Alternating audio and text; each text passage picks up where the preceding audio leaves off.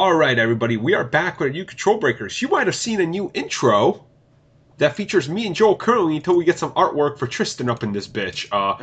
Anyway, this Holy shit, show is this show alive? it is alive. It is alive.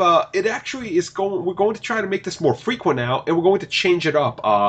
From now on, as people have seen, the Scoop Slam is going to be only available on our podcast feed. Now, this show, unlike all of our other shows, is going to be the most visual. We will have things scrolling around. People can look at the pictures of what we're talking about, new game reveals. I just figured we separate this show from the other ones. And they're going to be a lot quicker of shows, but we can get the point across, I think, a lot easier here.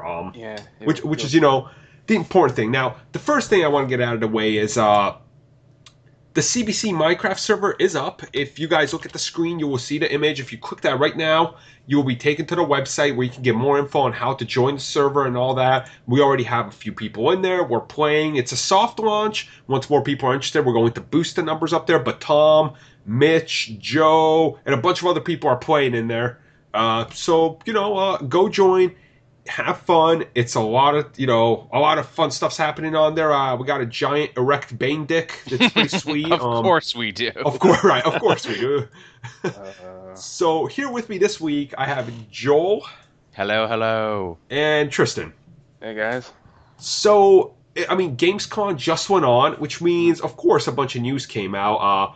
And I want to start the show off with something I think that was leaked a couple days before it, which was the Mortal Kombat X Kano reveal. Now, who here is going to play the new Mortal Kombat besides me? Are you guys interested at all? Well, me, most likely, because my dad played, the OG Mortal Kombat. I watched him play it. I grew up playing it, so I'm more than likely will get it. I think Mortal Kombat 1 was the first game my parents ever bought me. Nice. Believe it or not, my mom wasn't, up for it. But my dad convinced her that it's good hand-eye coordination. That's always the way. That's always the thing. When mom's not up for it, dad's always up for it. They got me that and Sonic 1 because it was like the Genesis bundle that came with Sonic 1. And I was like, this is good, but Mortal Kombat, oh shit. Yeah, I got two, but for me it was Mortal Kombat 2, watching my dad at the arcades, just playing it. Oh, yeah. Yeah, nice. My God.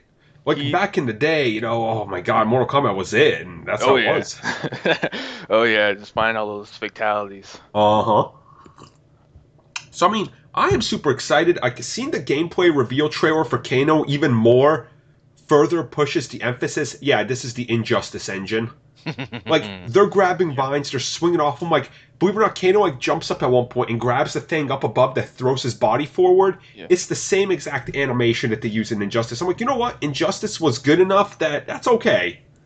Yeah, it looks like they used the Injustice engine combined with the Mortal Kombat engine to make it more fluid, and it looks like they have variations to their fighting styles. Yeah, and I am okay with that. I think Kano looks pretty cool. The first thing that came to my mind, because I didn't see was Kano, the way he looked, I was like, is that Metallo? Metallo. Did Zack Snyder design Metallo, and this is what we're getting? That's what he looks like, but he looks pretty cool. Yeah, they gave a little insight to it. He's a couple years older with cybernetics. Keeping with that classic Terminator look that he's been rocking from the first one with the glowing red eye and shit. Oh yeah, so I'm super excited. I can't wait to play as Kano. Kano's always been one of those staples of Mortal Kombat. It's been around. Is he Australian though?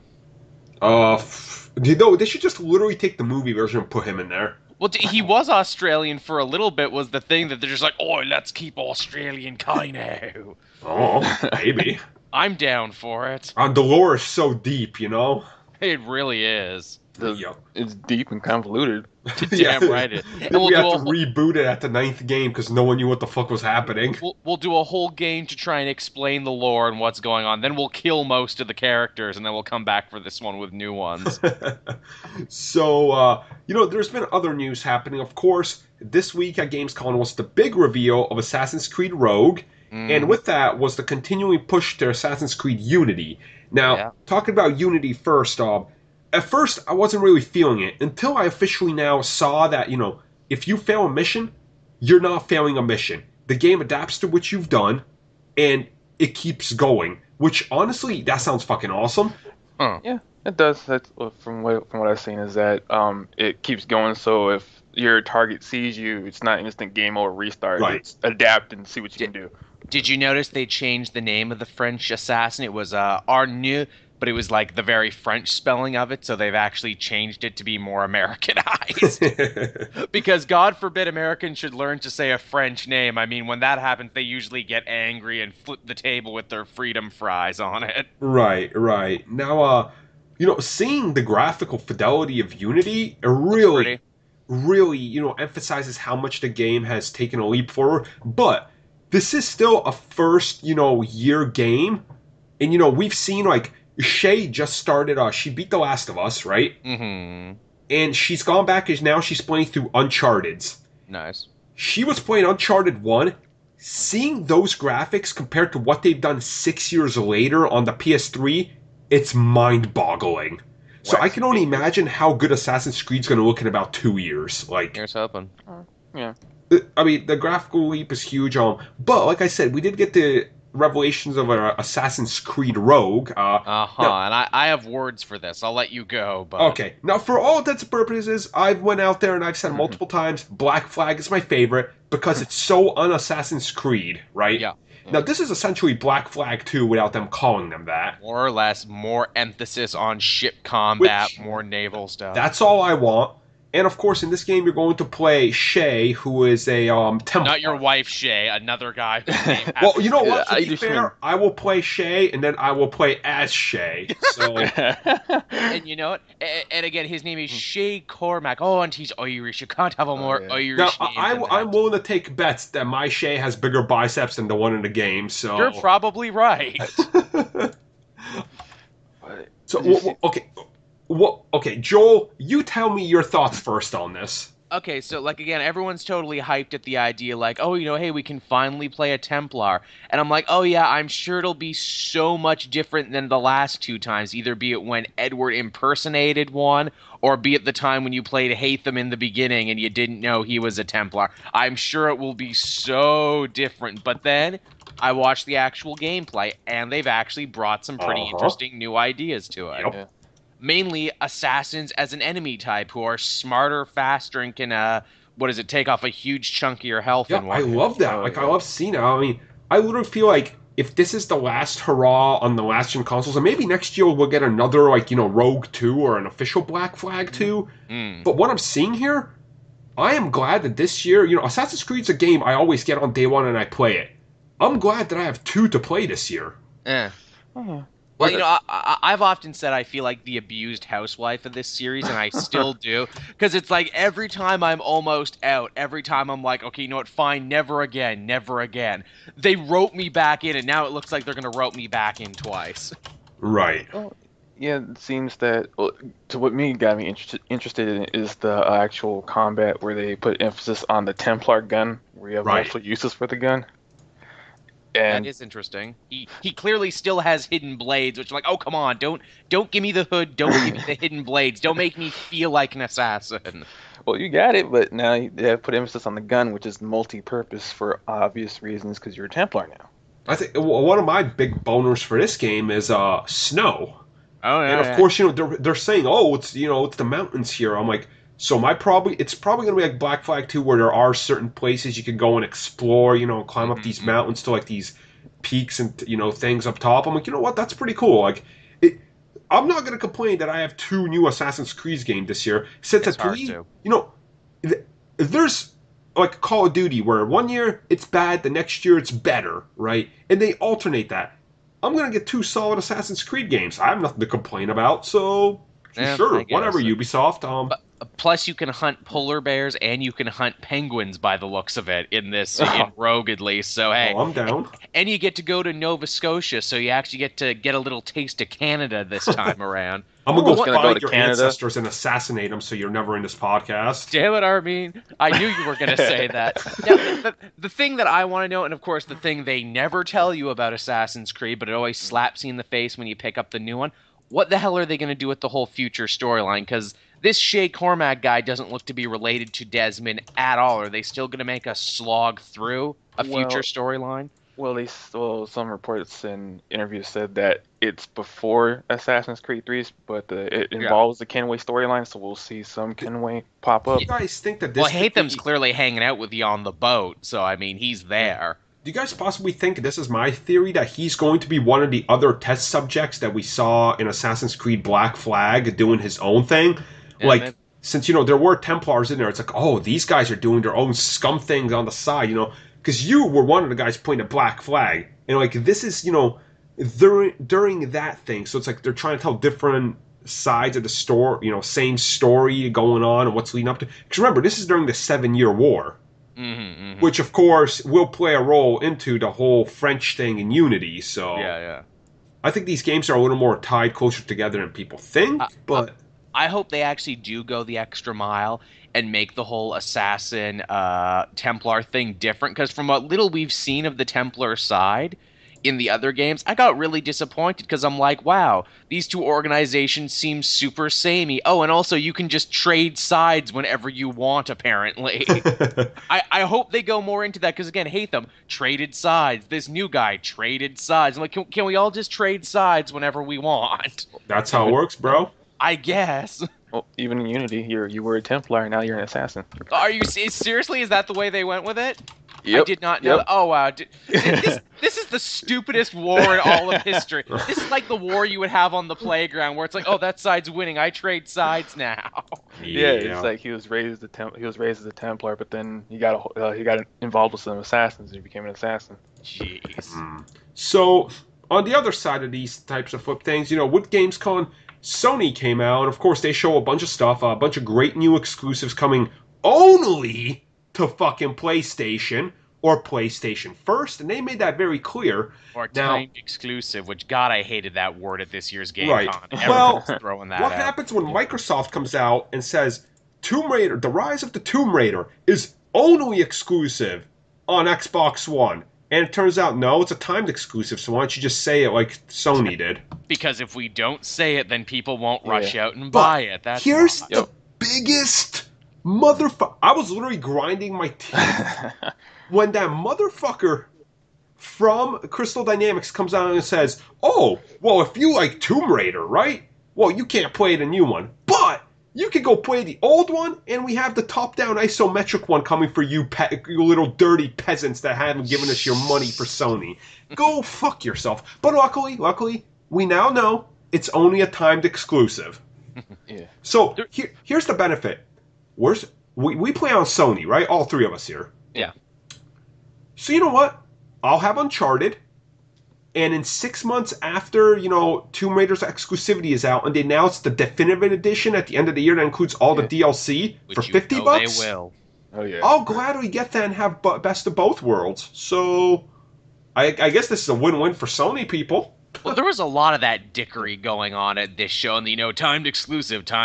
You can only get it here for the time being. Fine. At least Sony was honest about it. They didn't come out and say, this game is exclusive on PlayStation, and then only to have, 2 minutes later be like, no, it's also on everything else. Like, at least they were upfront with what was exclusive and what wasn't. You know what it is? Yeah. It's a secret. Don't tell anyone. Shh. Mm-hmm. Or it's just we just throw money at you and hopefully you bite. That too. Right. That too. Which again, too, you have to figure. The company who's making Rise of the Tomb Raider, they had to have been given a pretty decent chunk of change. Considering the last game didn't sell as well as they hoped. Yeah, what an odd gamble to Yeah. put on. It's like, guys, did you see the sales returns from that last? You Tomb know Raider? exactly what happened. Microsoft has no exclusives. They had to go out there and be like, listen, guys, Gears of War is still 2 or 3 years out. Forza can only carry us so far. Our sales are barely over 4.5 million consoles shipped, while What's a Sony's announcing franchise 10 million shipped or sold, right? Yeah. They're in trouble. They went out there, dumped a bunch of money on a third-party franchise people studio. know, yeah. Right, on a franchise people know to be like, please, just put it on our console. So, I mean, and a lot of people were saying it's like, oh, you're pissed for no reason. You wouldn't be pissed since Sony has all the exclusive. I'm like, that's different. Sony has the exclusives because they own the companies that make them. Sony didn't go out there and go, hey guys, we're just going to take this exclusive with a pile of money. Like, even though the last one was on all the systems, and that just pissed me the fuck off. Well, yeah, because it took like 5 systems for it to even make a profit, and now it's Xbox for basically the first part, and there's not even an established base yet Right, for I mean, Xbox One. let's be honest. And they say, oh, we're going to get, we did this because we think it's the right decision to get the most out of the game. Like, so it's the right decision to put it on the console that's selling the least and has the worst customer feedback? Like, stop your PR talk and just come out and say, we got paid for it. I mean, Rockstar said that. With the 2 DLCs that were exclusive on 360. They came out and said, yeah, we got paid a bunch of money, and guess what? It was a terrible mistake. So, whatever you will with that. But I think the highlight of the show for me, I think I've blown Guillermo del Toro's dick enough with Pacific Rim. And, he is my favorite director of all time. He has no dick left. You've blown it so hard. Pretty much. But when you tell me Silent Hill is coming back and it's him and Kojima doing it, wow. my dick imploded. That sounds like fan fiction, where it's like, a Silent Hill reboot sequel with the guy who did Pan's Labyrinth, his awesome monster designs, and Kojima, the master of meta mindfuckery, are going to come together and create a new Silent Hill starring Norman Reedus, your favorite Boondock Saint and the only reason you still watch The Walking Dead. Yup. Oh, yeah. And, of course, we even got a little demo, didn't we? I think, you know what? Give it to Sony and frickin' Konami to come up with the greatest pitch ever. Come out. Don't say it's Silent Hill, because the moment you say Silent Hill, it has this tint of badness from the last couple games that people will just shake their head and say no. Release it as a teaser, which is, what PT stands for. Yeah. Playable teaser. Don't tell people what it is. Let people discover it, and then let them get excited because we produced something that will blow your mind. Now, obviously, PT is just a little bit indicative of what we can expect in what they're calling Silent Hills. Basically, what it was a proof of concept to show that a horror game could run on the Fox engine. And, oh man, does it run on the fucking Fox engine? Oh, yeah. Now, playing the game, have any of you guys played a Silent Hills? Because I'm a huge Silent Hill fanatic. I played 2.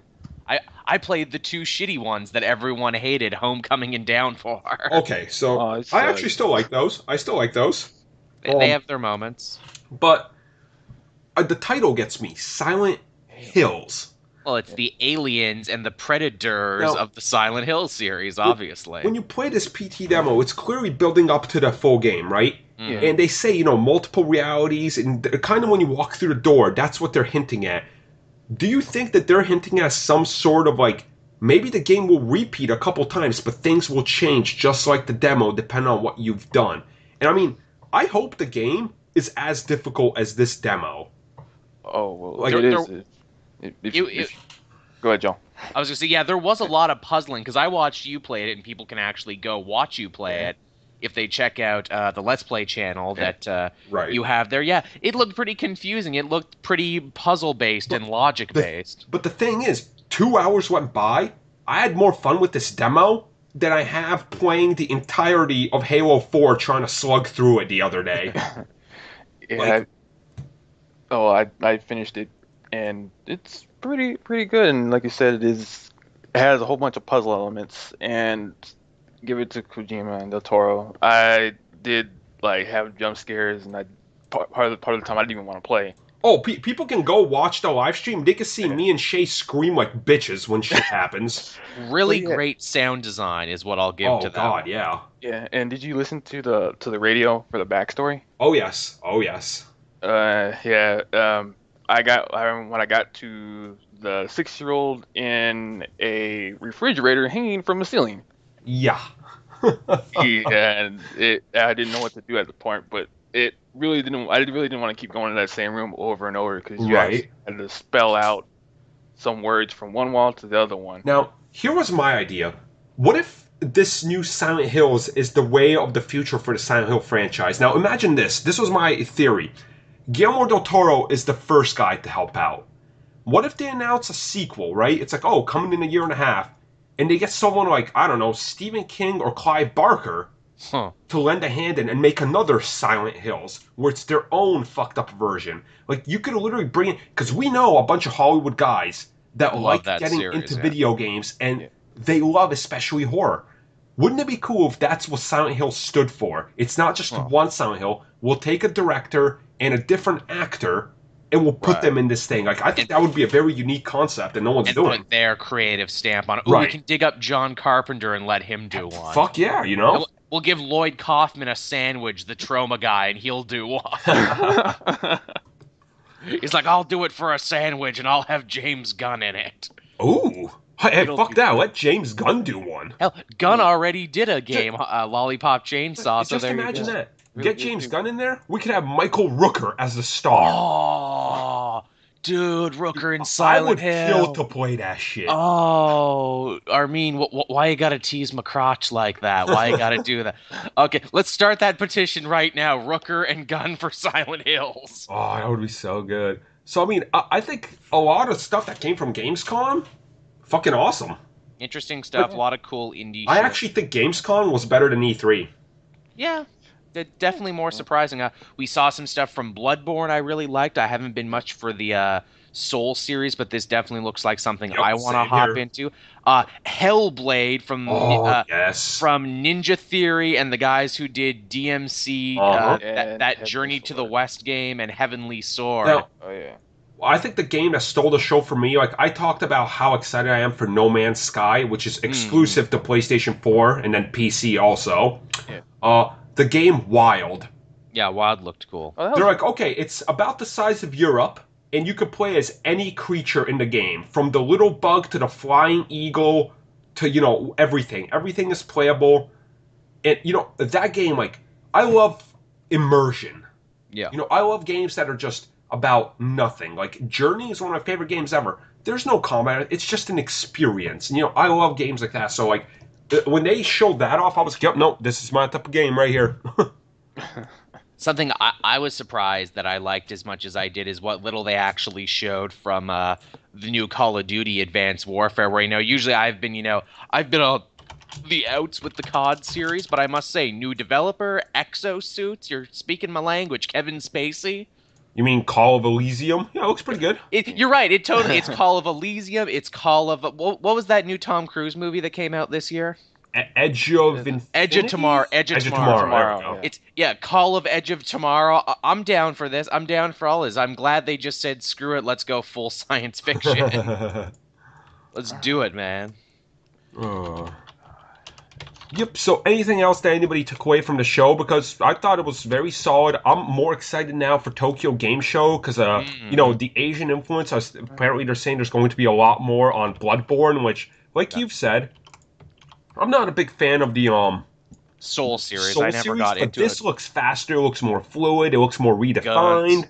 Goons. Of course, goons. That's my staple, man. Like ancient Victorian sickness and werewolves. I'm down for that. Ooh, Witcher 3, the bunch of new stuff came out for Witcher 3, and this is going to be on all the consoles, right? I won't need to beef up my PC to play this. No. Okay then. I'm down for this. I don't need a monster of a PC to run this now. I'm on board. Well, yeah, there's also the plane share function that's coming to 2.0 firmware. Oh, yes. Where I guess you can basically any game in your library, you can send it to a friend so they can try it out for an hour to see if they want to play it. Yes, I saw that. I get the feeling we're all going to get a good use out of that. The three of us. Yes, I will. Play so many games. Yeah. And it would be something to be like, Armin, I couldn't get out to the store to pick this up today. Can I play a little Far Cry 4? Okay, Joel. But just a little bit, then go back to editing those comics. Pretty much. You're not the boss of me. You're not my dad. Actually, yes, I am. Shit. And it also that function where if you can't beat a part and just kick it to one of us and we'll do it for you. Yep. I mean, that was something Nintendo tried out with one of the Mario games. Yeah. And I'm not sure how it worked out because I don't give a shit, so... Good answer. I mean, I'm sorry, I just don't give a shit. It's Nintendo, what do you want me to say? I mean... But the Wii U is good. It looks good, I just don't have one yet. U's getting plenty of good shit. Yep. They're pushing that new Hyrule Warriors. They're like, hey, all your favorites are in here. Yeah. And you get a scarf. If you pre-order it, you get a scarf and a little hot chest. Fucking diggity damn. You know you want a scarf, Armin. Deep down, you want a Zelda scarf. All right, everybody. So, we will wrap up the show with that. Hope you liked the new format. Hope you enjoyed watching all the shit's going around. Yeah, so let us know, and we shall be back soon with another one. I promise it's not going to be another month and a half. I promise. I think it was Tokyo longer Game than Show? that. So we'll be back at the end of September. Yeah, really. See you then, everybody. Once Destiny comes out, you'll just be able to watch this show live on there, so it's on. Yeah, Destiny's yeah. the next big one. I'm gonna jerk off on that shit. Mm-hmm. Hey guys, Joel here reminding you that this video was made possible thanks to our many great patrons. If you want to become a patron and get exclusive comic book cast content, then click the Patreon link below and see how you can help us bring you the content you've come to love. Every little bit helps, and thanks for listening.